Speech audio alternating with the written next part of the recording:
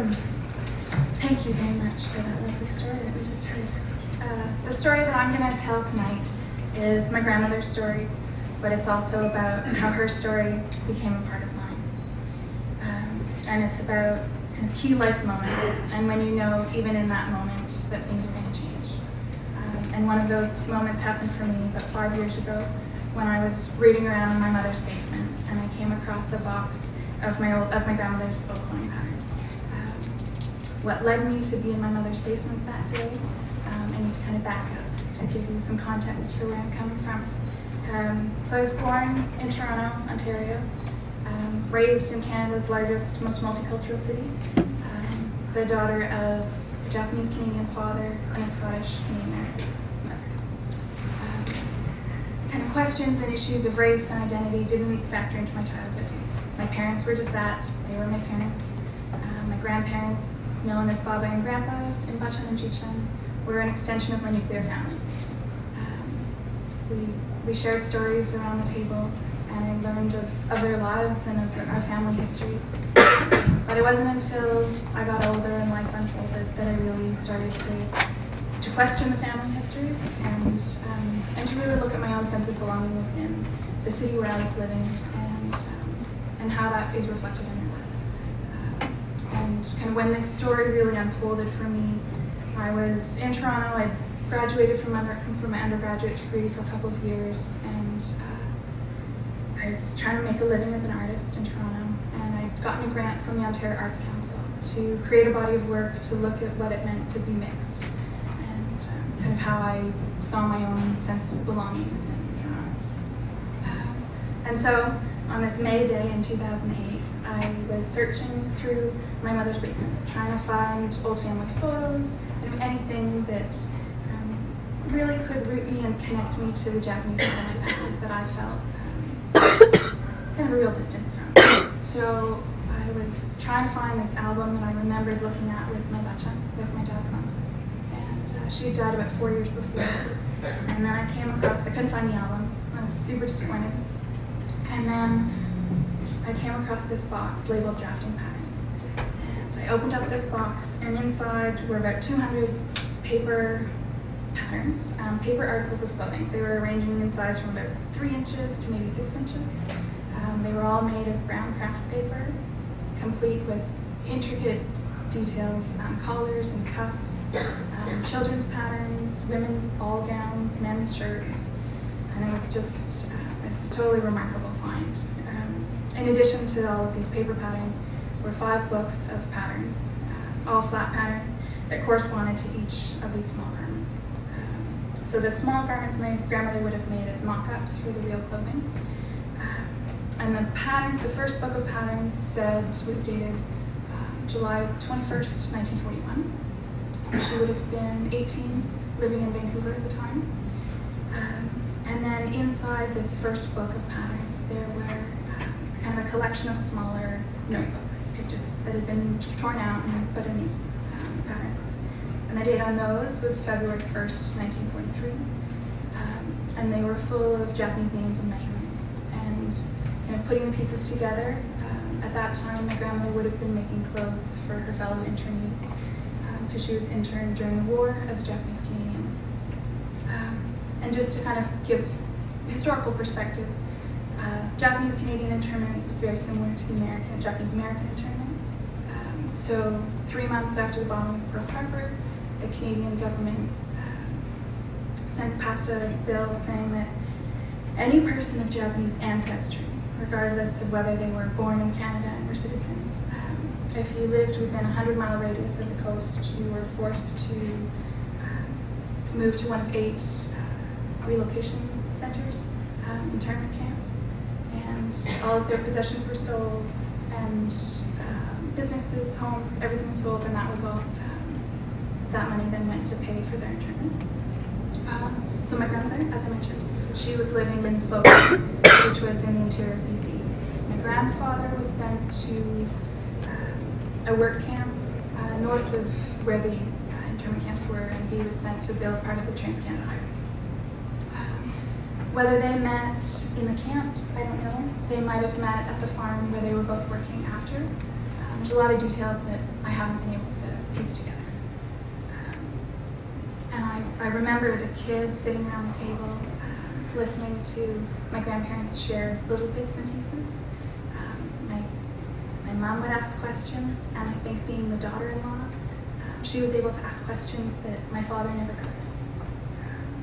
My father and his siblings, they were raised in a generation that didn't ask questions. It was about forgetting that the internment had happened.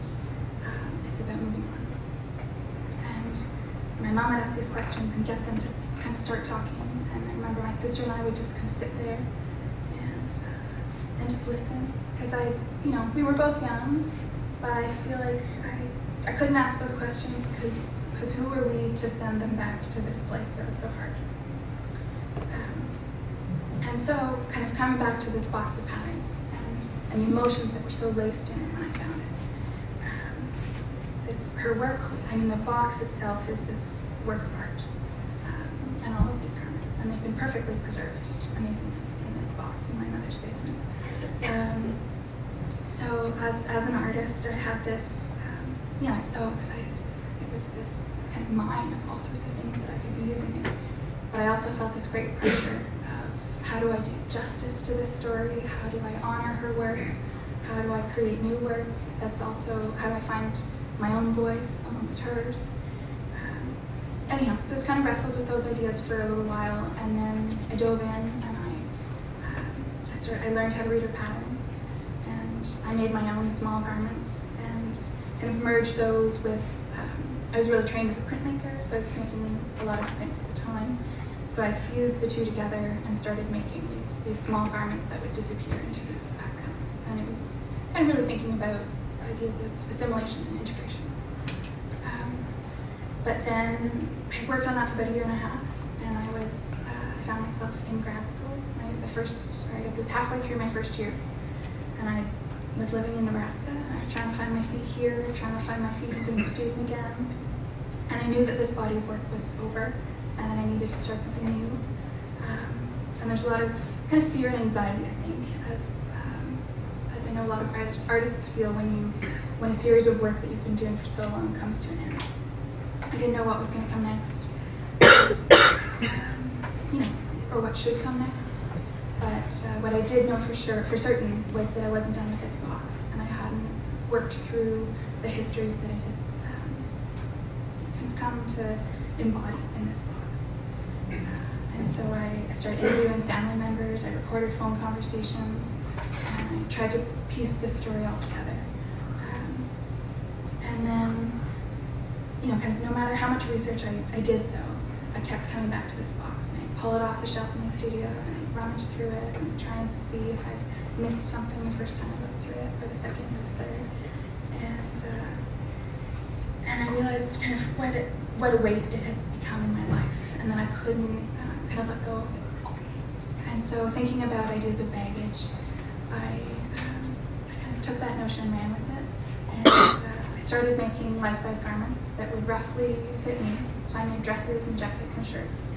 And then I made all these dresses, not out of fabric, but out of Japanese paper. I used a really thin paper when you look at it, it's super translucent, looks very delicate and fragile, but I can put it through a sewing machine, and it's actually pretty strong. So I felt like it was a fitting material to be using for this project.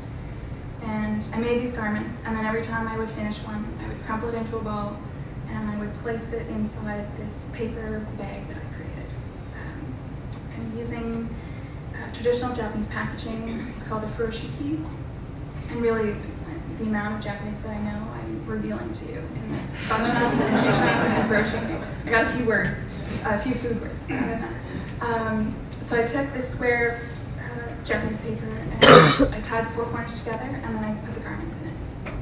And then this project really became a kind of a personal performance. And the more garments I made, I would put them in this bag, and then I would put that bag into my backpack, into my purse, and I carried them around with me wherever I went.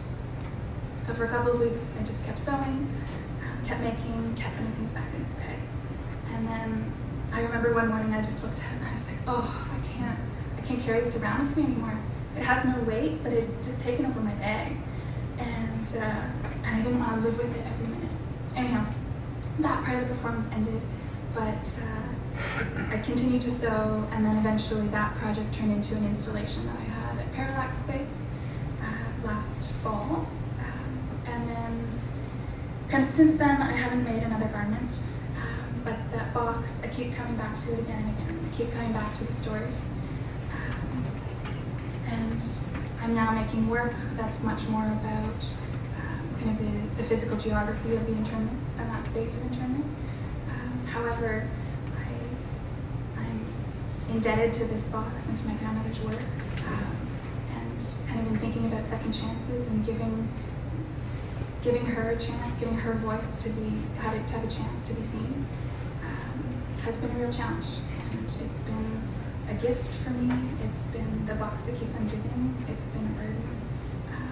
But kind of throughout it all, I've always known that it's been the access and the entryway to find her voice as well.